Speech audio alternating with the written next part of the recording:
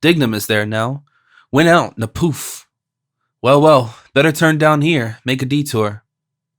Mr. Kernan turned and walked down the slope of Watling Street by the corner of Guinness's visitors' waiting room. Outside the Dublin Distillers Company stores, an outside car without fare or Jarvey stood. The reins knotted to the wheel. Damn dangerous thing. Some Tipperary boss tune, endangering the lives of the citizens. Runaway horse. Dennis Breen, with his tones, weary of having waited an hour in John Henry Minton's office, led his wife over O'Connell Bridge, bound for the office of Messrs. Collis and Ward. Mr. Kernan approached Island Street. Times of the troubles. Must ask Ned Lambert to lend me those reminiscences of Sir Jonah Barrington. When you look back on it all now, in a kind of retrospective arrangement, gaming at Daly's, no card sharping then, one of those fellows got his hand nailed to the table by a dagger. Somewhere here, Lord Edward Fitzgerald escaped from Major Sear. Stables behind Moira's house. Damn good gin that was. Fine dashing young nobleman. Good stock, of course. That ruffian, that sham squire, with his violet gloves, gave him away. Of course they were on the wrong side. They rose in dark and evil days. Fine poem, that is, Ingram. They were gentlemen. Ben Dollard does sing that ballad touchingly, masterly rendition. At the siege of Ross did my father fall. A cavalcade in easy trot alongside Pembroke Quay passed, outriders leaping in their saddles, frock coats, cream sunshades. Mr. Kernan hurried forward, blowing pursily. His Excellency, too bad. Just missed that by a hair. Damn it, what a pity. Stephen Daedalus watched through the web window. The lapidary's fingers proved a time-dulled chain. Dust webbed the window and show trays. Dust darkened the toiling fingers with their vulture nails. Dust slept on dull coils of bronze and silver, lozenges of cinnabar and rubies, leprous and wine-dark stones. Born all in the dark wormy earth, cold specks of fire, evil, lights shining in the darkness, where fallen archangels flung the stars of their brows. Muddy swine snouts, hands, root, gripe and rest them. She dances in a foul gloom, where gum bums with garlic. A sailorman, rust-bearded, sips from a beaker rum and eyes her. A long and seafed silent rut, she dances, capers, wagging her sowish haunches and her hips, on her gross belly flapping a ruby egg.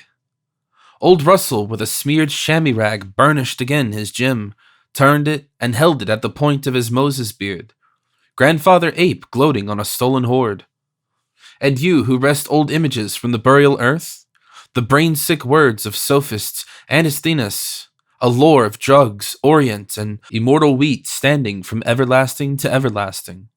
Two old women, fresh from their whiff of the briny, trudged through Irishton, along London Bridge Road, one with a sanded, tired umbrella, one with a midwife's bag in which 11 cockles rolled. The whir of flapping leathern bands and hum of dynamos from the powerhouse urged Stephen to be on. Beingless, beings, stop! Throb always without you, and the throb always within. Your heart you sing of, I between them, where? Between two roaring worlds where they swirl. I shatter them, one in both. But stun myself too in the blow. Shatter me, you who can. Bawd and butcher were the words I say. Not yet a while, a look around. Yes, quite true, very large and wonderful, and keeps famous time. You say right, sir, a Monday morning, 'twas so indeed. Stephen went down to Bedford Row, the handle of the ash clacking against his shoulder blade. In Cloacy's window a faded 1860 print of Heenan boxing sayers held his eye. Staring backers with square hats stood round the rope pritzing. The heavyweights in tight loincloths proposed gently each to each other his bulbous fists, and they are throbbing heroes' hearts. He turned and halted by the slanted book cart. 2 pence each, the huckster said, 4 for 6 pence. Tattered pages, The Irish Beekeeper, Life and Miracles of the Cure of Ars, Pocket Guide to Killarney. I might find here one of my Pons school prizes. Stefano Dedalo, Alumno Optimo, Palman Ferenti.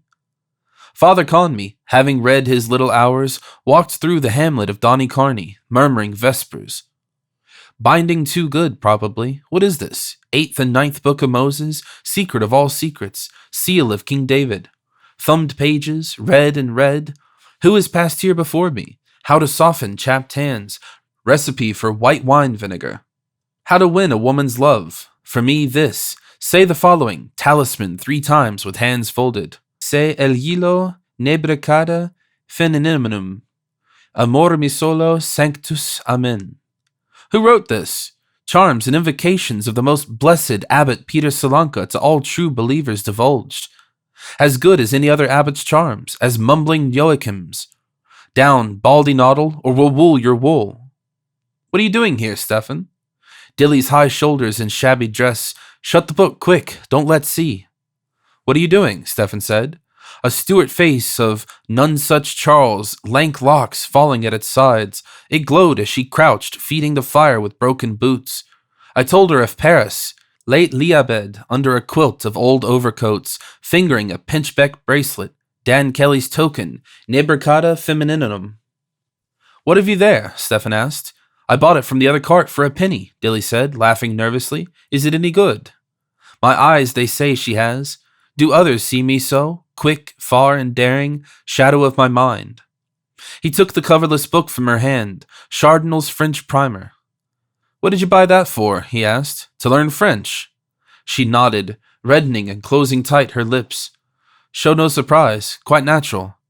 Here, Stefan said. It's all right. Mind Maggie doesn't pawn it on you. I suppose all my books are gone. Some, Dilly said. We had to. She is drowning, Agenbite. Save her, Agenbite. All against us. She will drown me with her, eyes and hair. Lank coils of seaweed hair around me, my heart, my soul, salt green death. We, Agenbite of Inwit, Inwit's Agenbite. Misery, misery. Hello, Simon, Father Cowley said. How are things? Hello, Bob, old man, Mr. Daedalus answered, stopping. They clasped hands loudly outside Reddy and daughters. Father Cowley brushed his mustache off and downward with a scooping hand. What's the best news? Mr. Daedalus said. Why then, not much, Father Cowley said. I'm barricaded up, Simon, with 2 men prowling around the house trying to effect an entrance. Jolly, Mr. Daedalus said. Who is it? Oh, Father Cowley said. A certain gombeen man of our acquaintance. With a broken back, is it? Mr. Daedalus asked. The same, Simon, Father Cowley asked. Reuben of that ilk. I'm just waiting for Ben Dollard. He's going to say a word to Long John to get him to take those 2 men off. All I want is a little time. He looked with vague hope up and down the quay, a big apple bulging in his neck. I know, Mr. Daedalus said, nodding. Poor old Bockety Ben. He's always doing a good turn for someone. Hold hard. He put on his glasses and gazed toward the metal bridge an instant. There he is, by God, he said. Arse in pockets. Ben Dollard's loose blue cutaway and square hat above large slops crossed the quay in full gait from the metal bridge. He came towards them at an amble, scratching actively behind his coat-tails. As he came near, Mr. Daedalus greeted. Hold that fellow with the bad trousers. Hold him now, Ben Dollard said. Mr. Daedalus eyed with cold, wandering scorn various points of Ben Dollard's figure. Then, turning to Father Cowley with a nod, he muttered sneeringly. That's a pretty garment, isn't it, for a summer's day? Why, God eternally curse your soul, Ben Dollard growled furiously. I threw out more clothes in my time than you ever saw. He stood beside them, beaming, on them first and on his roomy clothes from points in which Mr. Daedalus flicked fluff, saying, They were made for a man in his health. Ben, anyhow. Bad luck to the Jewman that made them, Ben Dollard said. Thanks be to God he's not paid yet. And how is that basil profondo, Benjamin? Father Cowley asked. Cashel, Boyle, O'Connell, Fitzmaurice, Tisdall, Farrell, murmuring, glassy-eyed, strode past the Kildare Street Club. Ben Dollard frowned and, making suddenly a chanter's mouth, gave forth a deep note. Ah, he said. That's the style, Mr. Daedalus said, nodding to its drone. What about that? Ben Dollard said. Not too dusty? What? He turned to both. That'll do, Father Cowley said, nodding also. The Reverend Hugh C. Love walked from the old chapter house of St. Mary's Abbey past James and Charles Kennedy's, rectifiers, attended by Geraldines, tall and reasonable, towards the Thulsel, beyond the ford of hurdles. Ben Dollard, with a heavy list towards the shop fronts, led them forward, his joyful fingers in the air. Come along with me to the sub-sheriff's office, he said. I want to show you the new beauty Rock has for a bailiff. He's a cross between Lobengula and Lynchhawn, He's well worth seeing, mind you. Come along. I saw John Henry Minton casually in the bodega just now, and it will cost me a fall if I don't. Wait a while. We're on the right lay, Bob, believe you me. For a few days, tell him, Father Cowley said anxiously. Ben Dollard halted and stared, his loud orifice open, a dangling button of his coat wagging bright-backed from its thread as he wiped away the heavy shrouds that clogged his eyes to hear aright. What few days? He boomed. Hasn't your landlord distrained for rent? He has, Father Cowley said. Then our friend's writ is not worth the paper it's printed on, Ben Dollard said. The landlord has the prior claim. I gave him all the particulars. 29 Windsor Avenue. Love is the name, right?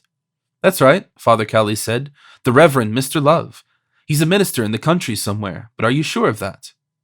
You can tell Barabbas from me, Ben Dollard said, that he can put that writ where Jacko put the nuts. He led Father Cowley boldly forward, linked to his bulk. Filberts, I believe they were, Mr. Daedalus said, as he dropped his glasses on his coat front, following them. The youngsters will be all right, Martin Cunningham said as they passed out of the castle yard gate. The policeman touched his forehead. God bless you, Martin Cunningham said cheerily. He signed to the waiting Jarvey, who chucked at the reins and set on towards Lord Edward Street. Bronze by gold. Miss Kennedy's head by Miss Douce's head appeared above the crossblind of the Ormond Hotel. Yes, Martin Cunningham said, fingering his beard. I wrote to Father Conmee, and laid the whole case before him. You could try our friend, Mr. Powder suggested, backward. Boyd, Martin Cunningham said shortly. Touch me not. John Wise Nolan, lagging behind, reading the list, came after them quickly down Cork Hill. On the steps of the City Hall, Councillor Nanetti, descending, hailed Alderman Cowley and Councillor Abraham Lyon, ascending. The castle car wheeled empty into Upper Exchange Street. Look here, Martin, John Wise Nolan said, overtaking them at the mail office. I see Bloom put his name down for 5 shillings. Quite right, Martin Cunningham said, taking the list, and put down the 5 shillings too. Without a second word either, Mr. Power said. Strange but true, Martin Cunningham added. John Wise Nolan opened wide eyes. I'll say there's a much kindness in the Jew, he quoted elegantly. They went down Parliament Street. There's Jimmy Henry, Mr. Power said, just heading for Kavanagh's. Righto, Martin Cunningham said. Here goes. Outside La Maison Claire, Blazes Boylan waylaid Jack Mooney's brother-in-law, humpy, tight, making for the Liberties. John Wise Nolan fell back with Mr. Power, while Martin Cunningham took the elbow of a dapper little man in a shower of hail suit, who walked uncertainly with hasty steps past Mickey Anderson's watches. The assistant town clerks, Corn, are giving him some trouble, John Wise Nolan told Mr. Power. They followed round the corners towards James Kavanagh's wine rooms. The empty castle car fronted them at rest in Essex Gate. Martin Cunningham, speaking always, showed often the list at which Jimmy Henry did not glance. And Long John Fanning is here too, John Wise Nolan said, as large as life. The tall form of Long John Fanning filled the doorway where he stood. Good day, Mr. Sub-Sheriff, Martin Cunningham said, as all halted and greeted. Long John Fanning made no way for them. He removed his large Henry Clay decisively, and his large, fierce eyes scowled intelligently over all their faces. Are the conscript fathers pursuing their peaceful deliberations? He said, with rich, acrid utterance to the assistant town clerk. Hell open to Christians they were having, Jim Henry said pettishly. About their damned Irish language. Where was the marshal, he wanted to know, to keep order in the council chamber? And old Barlow, the mace-bearer, laid up with asthma, no mace on the table, nothing in order, no quorum even. And Hutchinson, the Lord Mayor, and Landinall and little Lorcan Sherlock doing locum tenens for him. Damned Irish language of our forefathers. Long John Fanning blew a plume of smoke from his lips. Martin Cunningham spoke by turns, twirling the peak of his beard, to the assistant town clerk and the sub-sheriff, while John Wise Nolan held his peace. What dignum was that? Long John Fanning asked. Jimmy Henry made a grimace and lifted his left foot. Oh, my corns, he said plaintively. Come upstairs, for goodness sake, till I sit down somewhere. Oof, oh, mind. Testily, he made room for himself beside Long John Fanning's flank and passed in and up the stairs. Come on, Martin Cunningham said to the sub-sheriff. I don't think you knew him, or perhaps you did, though. With John Wise Nolan, Mr. Power followed them in. Decent little soul he was, Mr. Power said to the stalwart back of Long John Fanning, ascending towards Long John Fanning in the mirror. Rather low-sized, Dignam of Minton's office that was, Martin Cunningham said. Long John Fanning could not remember him. Clatter of horse hoofs sounded from the air. What's that? Martin Cunningham said.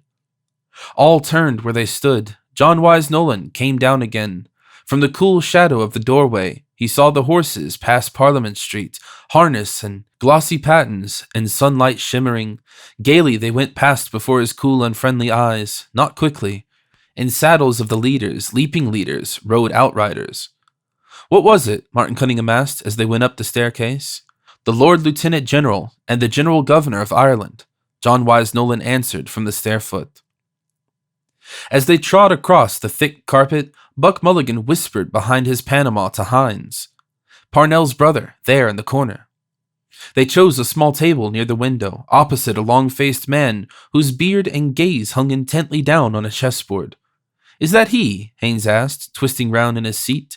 Yes, Mulligan said. That's John Howard, his brother, our city marshal. John Howard Parnell translated a white bishop quietly, and his grey claw went up again to his forehead, whereat it rested. An instant after, under its screen, his eyes looked quickly, ghost bright, at his foe, and fell once more upon a working corner. I'll take a Malang, Haines said to the waitress. 2 Malangs, Buck Mulligan said, and bring us some scones and butter, and some cakes as well. When she had gone, he said, laughing, We call it DBC, because they have damn bad cakes. Oh, but you missed Daedalus on Hamlet. Haines opened his new-bought book. I'm sorry, he said. Shakespeare's the happy hunting grounds of all minds that have lost their balance. The one-legged sailor growled at the area of 14 Nelson Street. England expects. Buck Mulligan's primrose waistcoat shook gaily to his laughter. You should see him, he said, when his body loses its balance. Wandering agents, they call him. I am sure he has an idée fixe, Haines said, pinching his chin thoughtfully with thumb and forefinger. Now I am speculating what it would likely be, such persons always have. Buck Mulligan bent across the table gravely. They drove his wits astray, he said, by visions of hell. He will never capture the Attic note, the note of Swinburne, of all poets, the White Death and the ruddy birth. That is his tragedy. He can never be a poet, the joy of creation. Eternal punishment, Haines said, nodding curtly. I see. I tackled him this morning on belief. There was something on his mind, I saw. It's rather interesting because Professor Pokorny of Vienna makes an interesting point out of that. Buck Mulligan's watchful eyes saw the waitress come. He helped her to unload her tray. He can find no trace of hell in ancient Irish myth, Haines said, amid the cheerful cups. The moral idea seems lacking, the sense of destiny, of retribution. Rather strange. He should have just that fixed idea. Does he write anything for your movement? He sank 2 lumps of sugar deftly longwise through the whipped cream. Buck Mulligan slit a steaming scone in 2 and plastered butter over its smoking pith. He bit off a soft piece hungrily. 10 years, he said, chewing and laughing. He is going to write something in 10 years. Seems a long way off, Haines said, thoughtfully lifting his spoon. Still, I wouldn't wonder if he did after all. He tasted a spoonful of the creamy cone of his cup. This is real Irish cream, I take it, he said with forbearance. I don't want to be imposed on. Elijah, skiff, light crumpled throwaway, sailed eastward by flanks of ships and trawlers amid an archipelago of corks beyond New Wapping Street past Benson's Ferry, and by the 3-masted schooner Rosevine from the Bridgewater with bricks. Almadano Ardifoni walked past Hollis Street, past Sewell's Yard. Behind him, Cashel, Boyle, O'Connor, Fitzmaurice, Tisdall Farrell, with stick umbrella dustcoat dangling, shunned the lamp before Mr. Lawsmith's house, and, crossing, walked along Marion Square. Distantly behind him, a blind stripling tapped his way by the wall of the college park. Cashel, Boyle, O'Connor, Fitzmaurice, Tisdall Farrell walked as far as Mr. Lewis Werner's cheerful windows, then turned and strode back along Marion Square, his stick umbrella coat dangling. At the corner of Wild's house, he halted, frowned at Elijah's name announced at the Metropolitan Hall, frowned at the distant pleasance of Duke's Lawn. His eyeglass flashed, frowning in the sun. With rat's teeth bared, he muttered, Quactus volui. He strode on for Clare Street, grinding his fierce word. As he strode past Mr. Bloom's dental windows, the sleigh of his dust coat brushed rudely from its angle a slender tapping cane and swept onwards, having buffeted a thewless body. The blind stripling turned his sickly face after the striding form. God's curse on you, he said sourly. Whoever you are, you're blinder nor am I, you bitch's bastard. Opposite ruggy O'Donoghue's master, Patrick Aloysius Dignam, pawing the pound and half of Mangan's, late Fehrenbach's, pork steak he had been sent for, went along warm Wicklow Street dawdling. It was too bloomin' dull sitting in the parlor with Miss Stower and Miss Quigley and Miss McDowell and the blind down, and they all at their sniffles and sipping cups of the superior tawny sherry Uncle Barney brought from Tunney's, and they eating crumbs of the cottage fruit cake, jawing the whole bloomin' time and sighing. After Wicklow Lane, the window of Madame Doyle, court-dress milliner, stopped him. He stood, looking in at the two puckers, stripped to their pelts, and putting up their props. From the side mirrors, two mourning masters, Dignam gaped silently. Myler Keogh, Dublin's pet lamb, will meet Sergeant Major Bennett, the Portobello bruiser, for a purse of 50 sovereigns. Gob, that be a good puckin' match to see. Myler Keogh, that's the chap sparring out to him with the green sash. 2-bar entrance, soldiers half price. I could do easy, a buck on 'em all. Master Dignam on his left turned as he turned. That's me in mourning. When is it? May the 22nd. Sure, the bloomin' thing is all over. He turned to the right, and on his right Master Dignam turned, his cap awry, his collar sticking up. Buttoning it down, his chin lifted, he saw the image of Mary Kendall, charming soubrette, beside the two puckers. One of them, that do be in the packets of fags, Stower smokes, that his old fellow welted hell out of him for one time he found out. Master Dignam got his collar down and dawdled on. The best pucker going for strength was Fitzsimmons. One puck in the wind from that fellow would knock you out in the middle of the next week, man. But the best pucker for science was Jim Corbet, before Fitzsimmons knocked the stuffings out of him, dodging and all. In Grafton Street, Master Dignam saw a red flower in a toff's mouth and a swell pair of kicks on him, and he listening to what the drunk was telling him and grinning all the time. No Sandymount tram. Master Dignam walked along Nassau Street, shifted the pork steaks to his other hand. His collar sprang up again, and he tugged it down. The blooming stud was too small for the buttonhole of the shirt, blooming into it. He met schoolboys with satchels.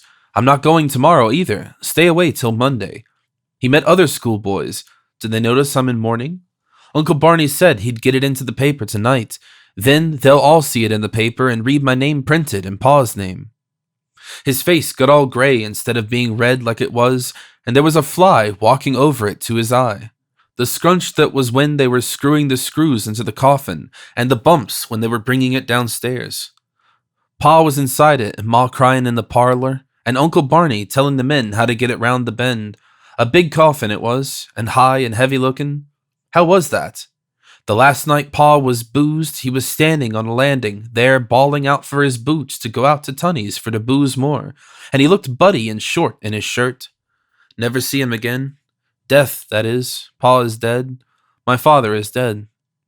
He told me to be a good son to Ma. I couldn't hear the other things he said, but I saw his tongue and his teeth trying to say it better. Poor Pa. That was Mr. Dignam, my father. I hope he's in purgatory now, because he went to confession to Father Conroy on Saturday night.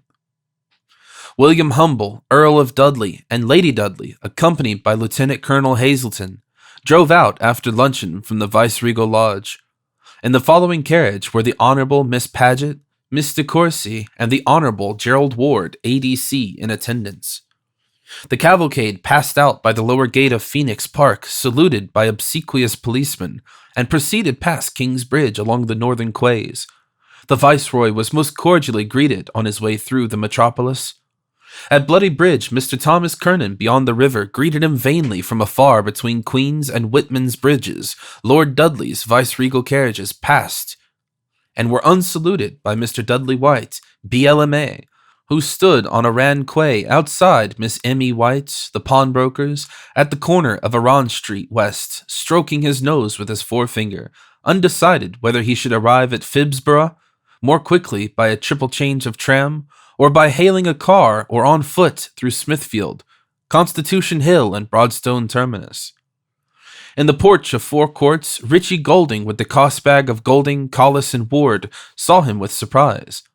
Past Richmond Bridge at the doorstep of the office of Reuben J. Dodd, solicitor, agent for the Patriotic Insurance Company, an elderly female, about to enter, changed her plan, and retracing her steps by King's windows, smiled credulously on the representative of His Majesty. From its sluice and wood quay wall under Tom Devan's office, Pottle River hung out in fealty, a tongue of liquid sewage. Above the crossblind of the Ormond Hotel, gold by bronze, Miss Kennedy's head by Miss Douce's head, watched and admired.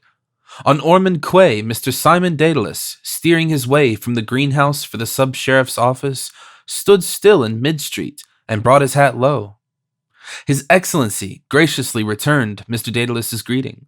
From Cahill's Corner, the Reverend Hugh C. Love, M.A., made obeisance unperceived, mindful of lords deputies whose hands benignant had held of yore rich advocens.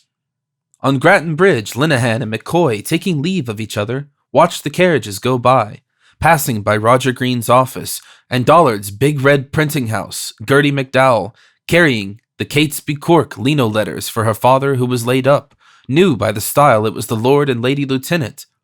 But she couldn't see what Her Excellency had on because the tram and Spring's big yellow furniture van had to stop in front of her on account of its being the Lord Lieutenant. Beyond Lundy's Foot, from the shaded door of Kavanagh's wine rooms, John Wise Nolan smiled with unseen coldness toward the Lord Lieutenant General and General Governor of Ireland. The Right Honourable William Humble, Earl of Dudley, GCVO, passed Mickey Anderson's, all times ticking watches, and Henry and James wax smart-suited, fresh-cheeked models. The Gentleman Henry, Darnier Cree, James. Over against Dame Gate, Tom Rochford and Nosey Flynn watched the approach of the cavalcade. Tom Rochford, seeing the eyes of Lady Dudley fixed on him, took his thumbs quickly out of the pockets of his claret waistcoat and doffed his cap to her. A charming soubrette, Great Mary Kendall, with dauby cheeks and lifted skirt, smiled daubily from her poster upon William Humble, Earl of Dudley, and upon Lieutenant Colonel H.G. Heseltine, and also upon the Honourable Gerald Ward, A.D.C. From the window of the D.B.C., Buck Mulligan gaily and Haynes gravely gazed down on the vice-regal equipage over the shoulders of eager guests, whose massive forms darkened the chessboard whereon John Howard Parnell looked intently. In Found Street, Dilly Daedalus, straining her sight upward from Chardonnal's first French primer, saw sunshades spanned and wheel spokes spinning in the glare. John Henry Minton, filling the doorway of commercial buildings, stared from wine-big oyster eyes, holding a fat gold hunter watch, not looked at in his fat left hand, not feeling it. Where the foreleg of King Billy's horse pawed the air, Miss Breen plucked her hastening husband back from under the hooves of the outriders. She shouted in his ear the tidings. Understanding, he shifted his tomes to his left breast and saluted the second carriage.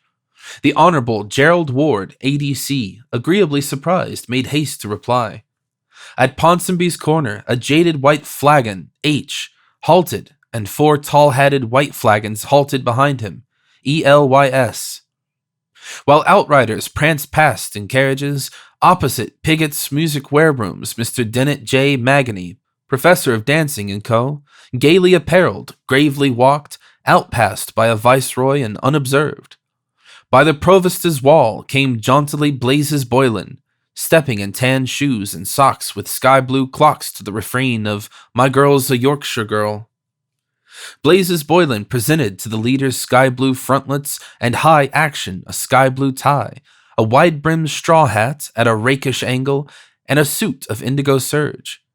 His hands in his jacket pockets forgot to salute, but he offered to the 3 ladies the bold admiration of his eyes and the red flower between his lips.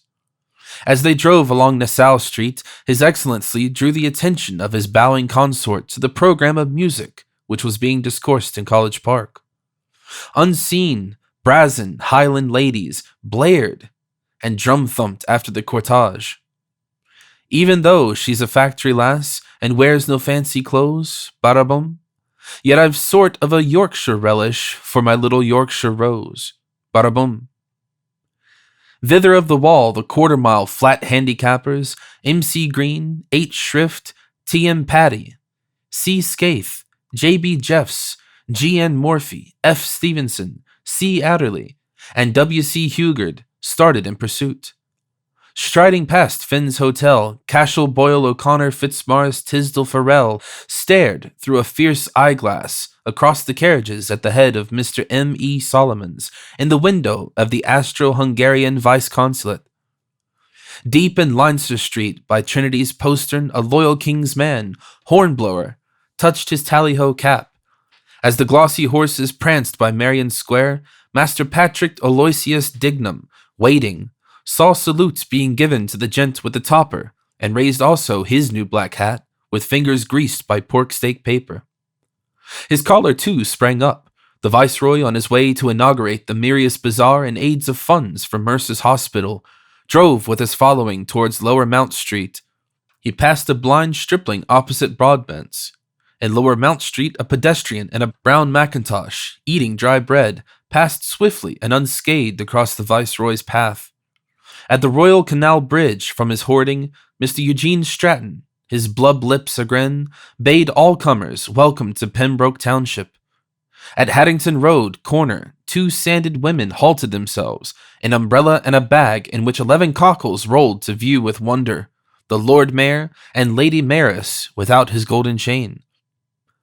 On Northumberland and Lansdowne Road, His Excellency acknowledged punctual salutes from the rare male walkers, the salute of 2 small schoolboys at the garden gate of the house, said to have been admired by the late Queen when visiting the Irish capital with her husband, the Prince Consort, in 1849, and the salute of Almidano Artefoni's sturdy trousers swallowed by a closing door.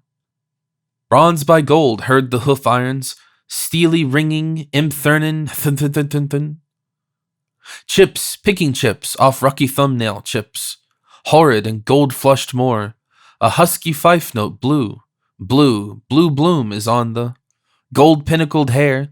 A jumping rose on satiny breast of satin rose Castile. Trilling, idolorous.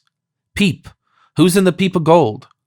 Tink cried to bronze in pity, and a call, pure, long and throbbing, long Indian call, decoy, soft word. But look, the bright stars fade, notes chirruping answer. Oh, Rose, Castile, the morn is breaking, jingle, jangle, jaunted jingling. Coin rang, clock clacked, a vowel, sonnes, I could. Rebound of garter, not leave thee, smack, le clocher. Thigh smack, a vowel, warm sweetheart, goodbye. Jingle, blue. Boom, crashing chords, when love absorbs, war, the tympanum. A sail, a veil, a wave upon the waves, lost, throstle fluted, all is lost now.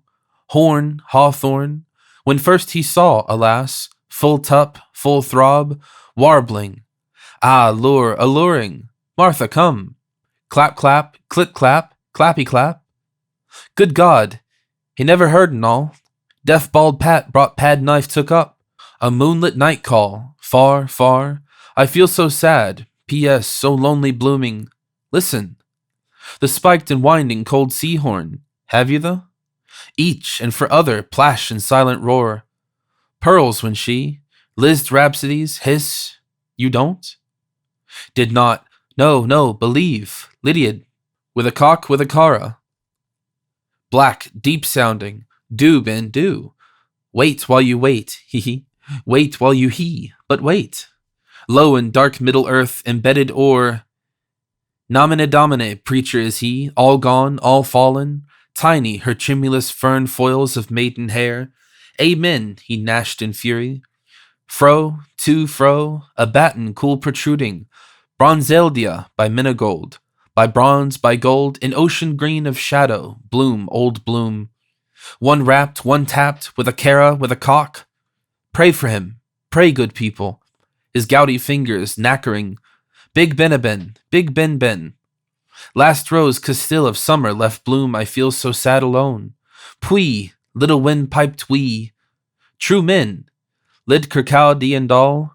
Aye, like you men, will lift your shink with shunk. Ooh. Wear bronze from a near, wear gold from afar, wear hoofs. Erpah, craw, crandall. Then not till then, my epitaph, be perfwit, done, begin. Bronze by gold, Miss Douce's head by Miss Kennedy's head. Over the cross blind of the Ormond bar, heard the vice-regal hoofs go by, ringing steel. Is that her? Asked Miss Kennedy. Miss Douce said yes, sitting with his ex, Pearl Grey and Eau de Nil. Exquisite contrast, Miss Kennedy said. When all agog, Miss Douce said eagerly, Look at the fellow in the tall silk. Who? Where? Gold asked more eagerly. In the second carriage, Miss Douce's wet lips said, laughing in the sun. He's looking, mind till I see. She darted, bronze to the backmost corner, flattening her face against the pane in a halo of hurried breath. Her wet lips tittered. He's killed, looking back. She laughed. Oh, wept, aren't men frightful idiots? With sadness, Miss Kennedy sauntered sadly from bright light, twining a loose hair behind an ear. Sauntering sadly, gold no more, she twisted, twined a hair. Sadly she twined and sauntering gold hair behind a curving ear. It's them that has fine times, sadly then she said. A man. Blue Hoo went by Moulang's pipes, bearing in his breast the sweets of sin, by wine's antiques and memory bearing sweet sinful words, by Carol's dusky battered plate, Farral. The boots to them in the bar, them barmaids came. For them, unheeding him, he banged on the counter his tray of chattering china. And there's your teas, he said. Miss Kennedy, with manners transposed the tea tray down to an upturned lithia crate, safe from eyes low. What is it? Loud Boots unmannerly asked. Find out, Miss Douce retorted, leaving her spying point. Your beau, is it? A haughty bronze replied, I'll complain to Mr. Massey on you if I hear any more of your impertinent insolence. Boots' snout sniffed rudely as he retreated, as she threatened as he had come. Bloom. On her flower frowning, Miss Douce said, Most aggravating that young brat is. If he doesn't conduct himself, I'll wring his ear for him a yard long. Ladylike and exquisite contrast. Take no notice, Miss Kennedy rejoined. She poured in a teacup tea, then back in the teapot tea. They cowered under their reef of counter, waiting on footstools, crates upturned, waiting for their teas to draw. They pawed their blouses, both of black satin, 2 and 9 a yard, waiting for their teas to draw, and 2 a 7.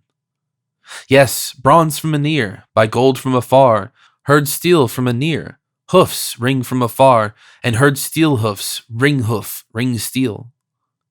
Am I awfully sunburnt? Miss Bronze unbloused her neck. No, said Miss Kennedy. It gets brown after. Did you try the borax with the cherry law water? Miss Douce half stood to see her skin askance in the bar mirror, gilded lettered where hock and claret glasses shimmered in their midst a shell. And leave it to my hands, she said. Try it with the glycerin, Miss Kennedy advised, bidding her neck and hands adieu, Miss Douce. Those things only bring out a rash, replied, reseated. I asked that old fogey and Boyd's for something for my skin. Miss Kennedy, pouring now a full-drawn tea, grimaced and prayed. Oh, don't remind me of him, for mercy's sake. But wait till I tell you, Miss Douce entreated.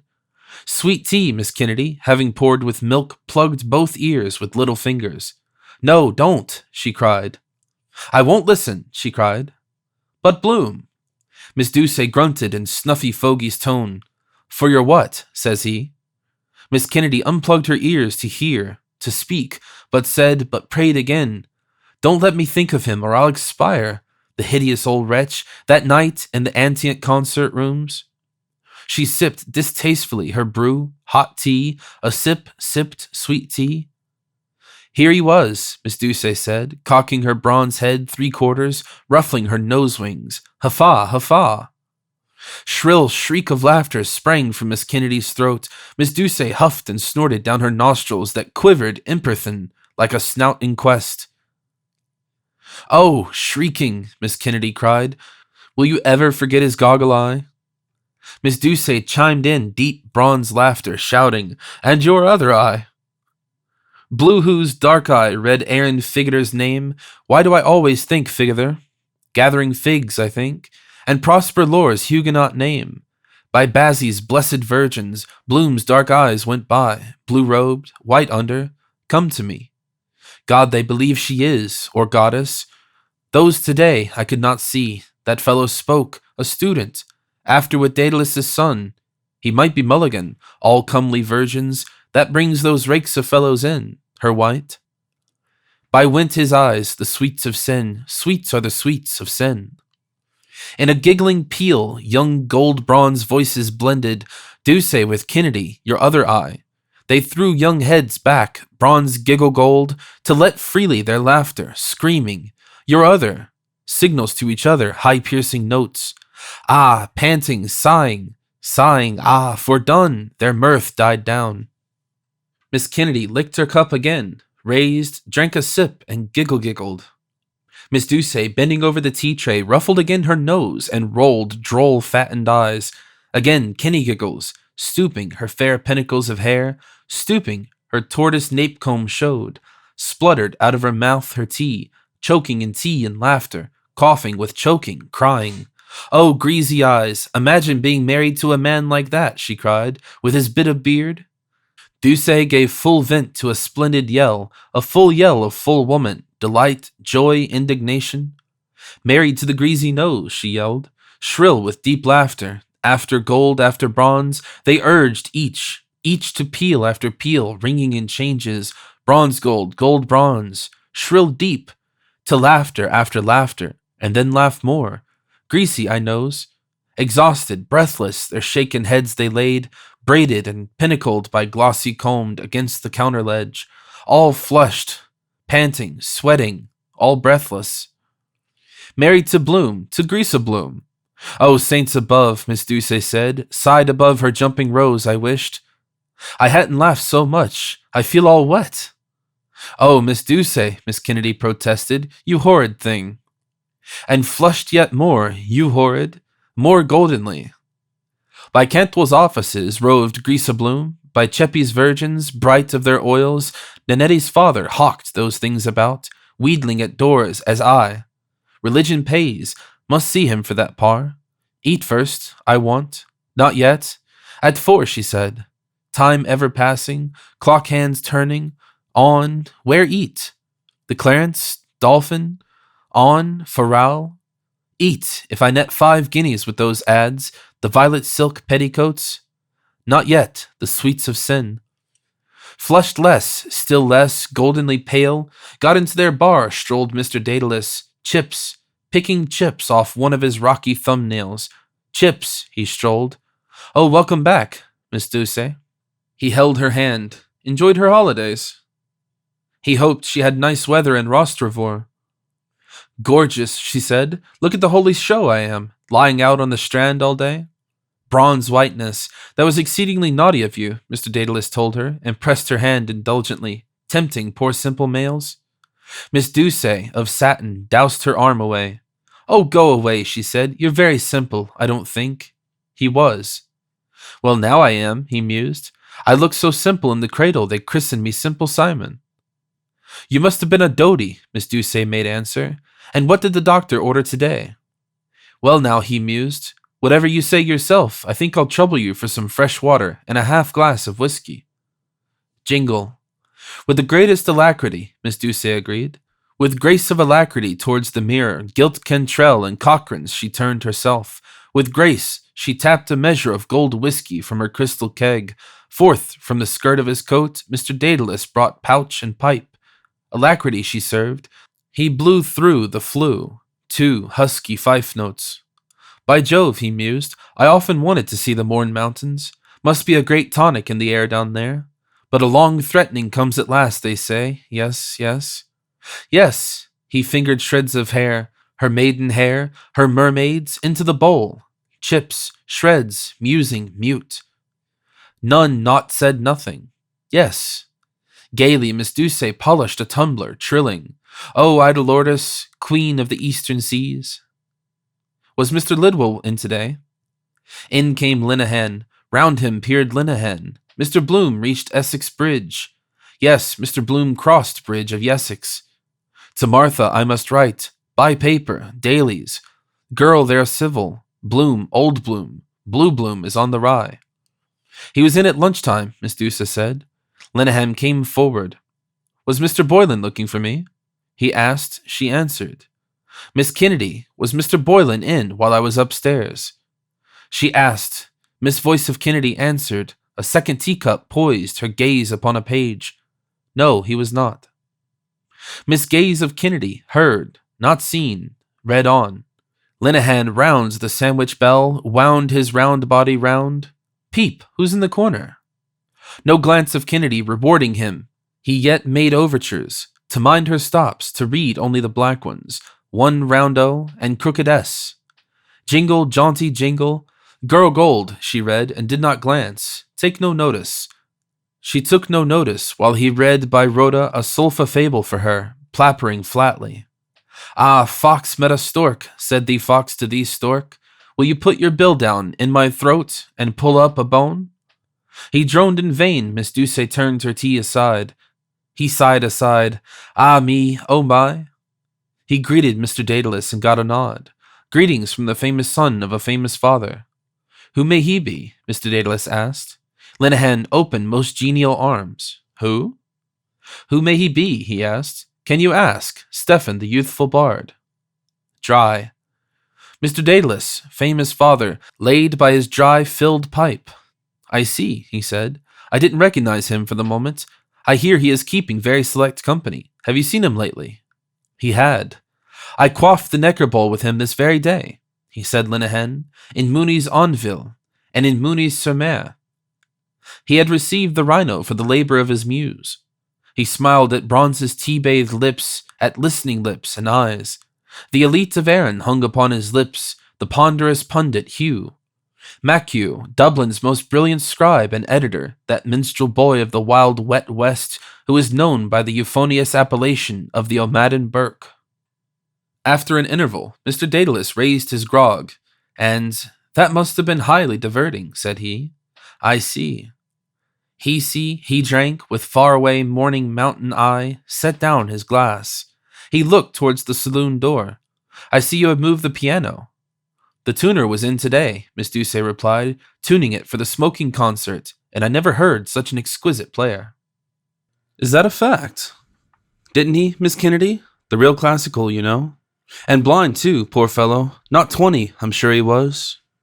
Is that a fact? Mr. Daedalus said. He drank and strayed away. So sad to look at his face, Miss Douce condoled. God's curse on the bitch's bastard. Tink to her pity, cried a diner's bell. To the door of the bar and dining room came bald Pat, came bothered Pat, came Pat, waiter of Ormond. Lager for dinner, lager without alacrity, she served. With patience, Linehan waited for Boylan, with impatience for jingled jaunty Blaze's boy. Upholding the lid, he, who? Gazed in the coffin. Coffin? At the oblique triple. Piano. Wires. He pressed, the same who pressed indulgently her hand, soft pedaling, a triple of keys to see the thickness of felt advancing, to hear the muffled hammer fall in action. 2 sheets cream vellum paper, 1 reserve, 2 envelopes, when I was in Wisdom Helly's Wise Bloom and Daly's Henry Flower bought. Are you not happy in your home? Flower to console me and a pen cut slow? Means something, language of flow. Was it a daisy? Innocence, that is. Respectable girl meet after mass. Thanks awfully muchly. Wise, bloom-eyed on the door a poster, a swaying mermaid smoking mid-nice waves. Smoke mermaids, coolest whiff of all. Hair streaming, lovelorn. For some man, for Row, he eyed and saw afar on Essex Bridge a gay hat riding on a jaunting car. It is, again, third time, coincidence. Jingling, on supple rubbers it jaunted from the bridge to the Ormond Quay. Follow, risk it, go quick. At 4. Near now. Out. 2 pence, sir, the shop girl dared to say. Aha, I was forgetting, excuse me. And 4. At 4, she, Winsomely she on blue who him smiled. Blue smee qui go? Ternoon, think you're the only pebble on the beach? Does that to all. For men, in drowsy silence gold bent on her page. From the saloon a call came, long and dying. That was a tuning fork, the tuner had that he forgot, that he now struck. A call again, that he now poised, that it now throbbed. You hear? It throbbed, pure, purer, softly and softlier, its buzzing prongs, longer and dying call. Pat paid for diner's pop-cork bottle and over tumbler, tray, and pop-cork bottle ere he went he whispered, bald and bothered, with Miss Duce. The bright stars fade. A voiceless song sang from within, singing, the morn is breaking. A duodene of bird notes chirruped, bright treble answer under sensitive hands.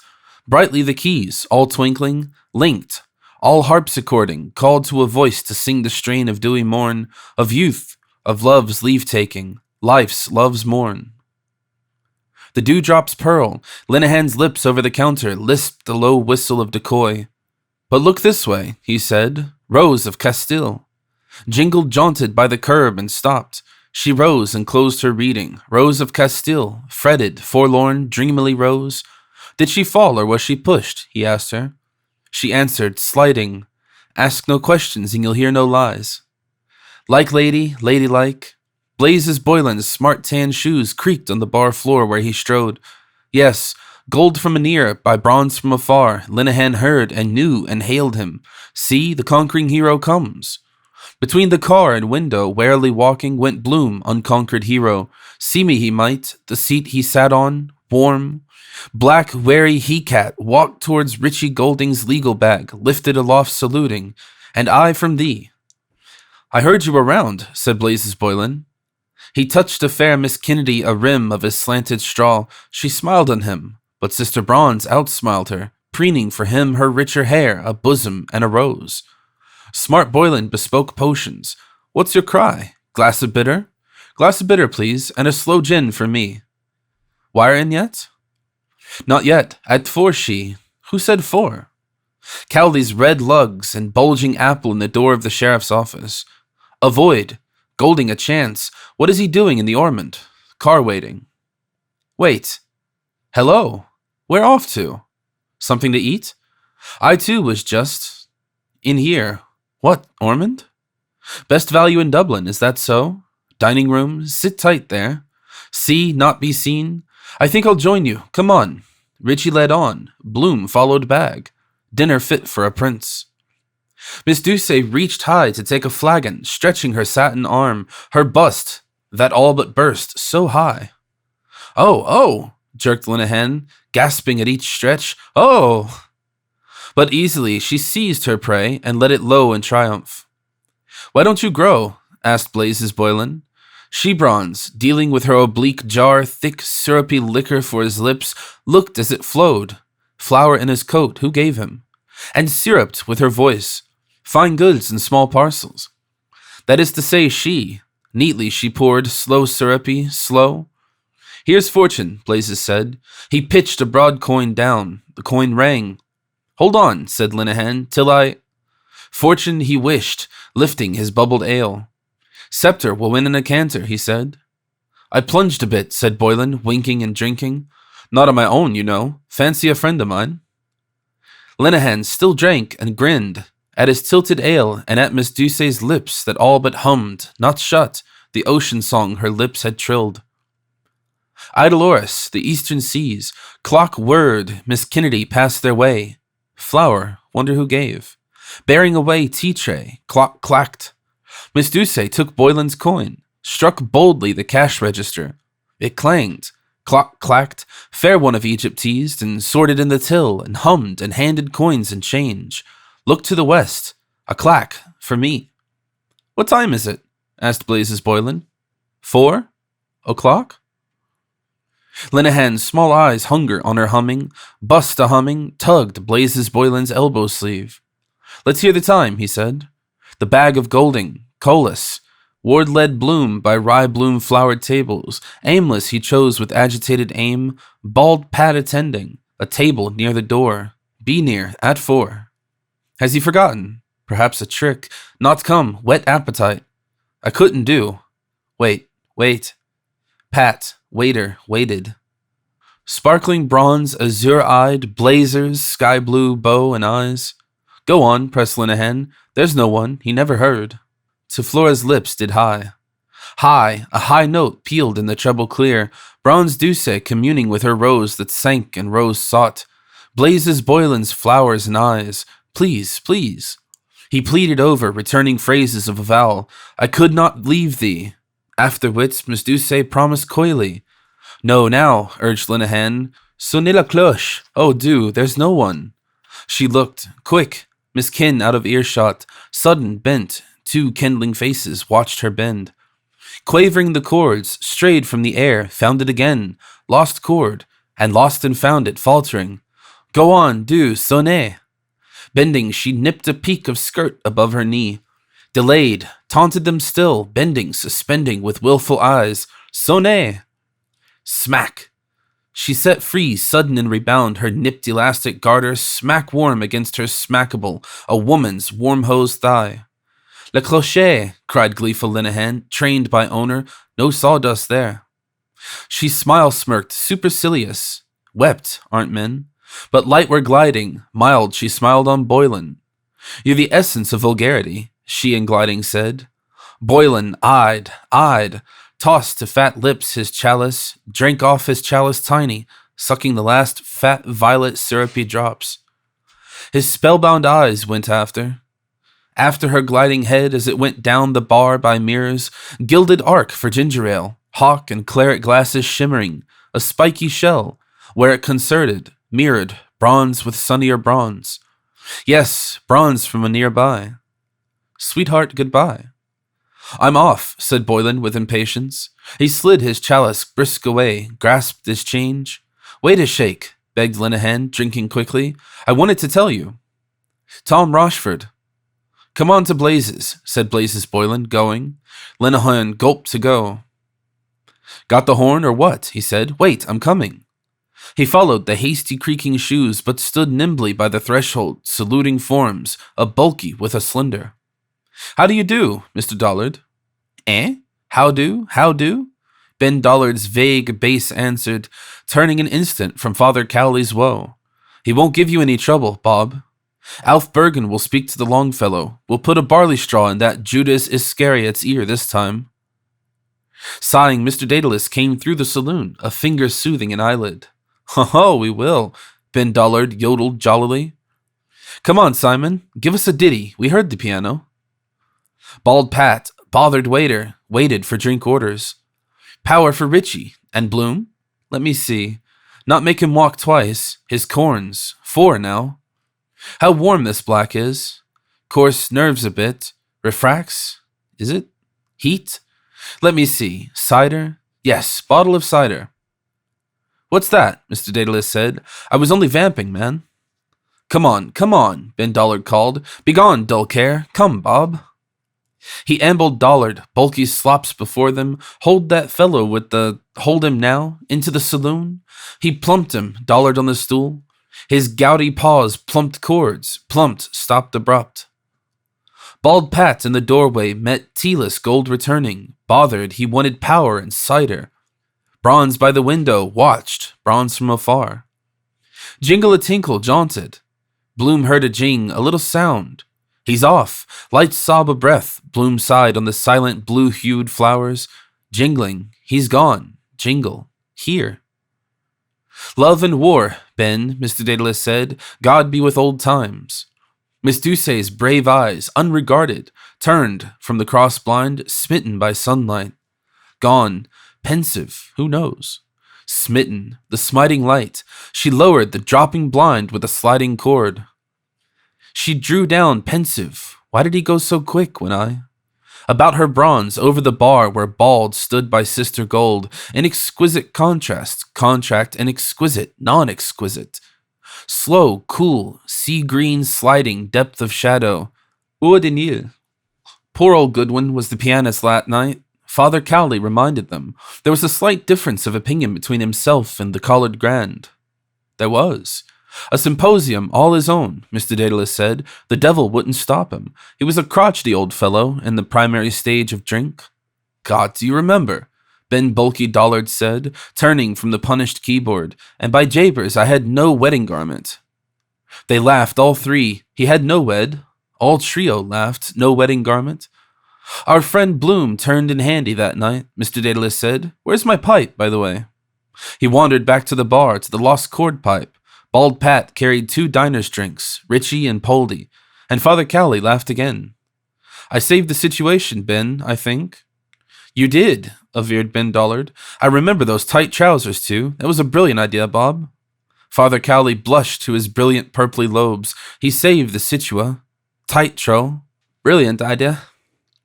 He knew he was on the rocks, he said. The wife was playing the piano in the Coffee Palace on Saturdays for a very trifling consideration. And who was it gave me the wheeze? She was doing the other business? Do you remember? We had to search all Hollis Street to find them till the chap in Kioffs gave us the number. Remember? Ben remembered, his broad visage wondering. By God, she had some luxurious opera cloaks and things there. Mr. Daedalus wandered back, pipe in hand. Marion Square style, ball dresses, by God, and court dresses. He wouldn't take any money either. What? Any God's quantity of cocked hats and boleros and trunk hose? What? Aye, Mr. Daedalus nodded. Miss Marion Bloom has left off clothes of all descriptions. Jingle jaunted down the quays, blazes sprawled on bounding tires. Liver and bacon, steak and kidney pie. Right, sir. Right, Pat. Miss Marion met him pike hoses, smell of burn, of Paul de Kock, nice name he. What's this her name was? A buxom lassie, Marion Tweedy. Yes, is she alive? And kicking? She was a daughter of the regiment. Yes, begad, I remember the old drum major. Mr. Daedalus struck, whizzed, lit, puffed savory puff after. Irish? I don't know, Faith. Is she, Simon? Puff after stiff. A puff, strong, savory, crackling. Buccinator muscle is... What? Bit rusty. Oh, she is, my Irish Molly, oh. He puffed a pungent plumy blast, from the Rock of Gibraltar all the way. They pined a depth in ocean shadow, gold by the beer pull, bronze by maraschino, thoughtful, all too. Mina Kennedy, 4th Lismore Terrace, Drumcondra, with Idolorus, a Queen Dolores, silent. Pat served uncovered dishes. Leopold cut liver slices. As said before, he ate with relish the inner organs, nutty gizzards, fried cod's roes, while Richie Golding, Collis, Ward, ate steak and kidney. Steak, then kidney, bite by bite of pie, he ate. Bloom ate, they ate. Bloom with Golding, married in silence, ate. Dinners fit for princes. By Bachelor's Walk, jog jaunty, jingled, blazes boilin'. Bachelor, in sun, in heat, mare's glossy rump a trot, with flick of whip, on bounding tires, sprawled, warm-seated. Boilin', impatience, ardent bold. Horn. Have you the horn? Have you the ha-ha horn? Over their voices, Dollard bassooned attack, booming over bombarding chords. When love absorbs my ardent soul. Roll of Ben Soul Benjamin rolled to the quivery, love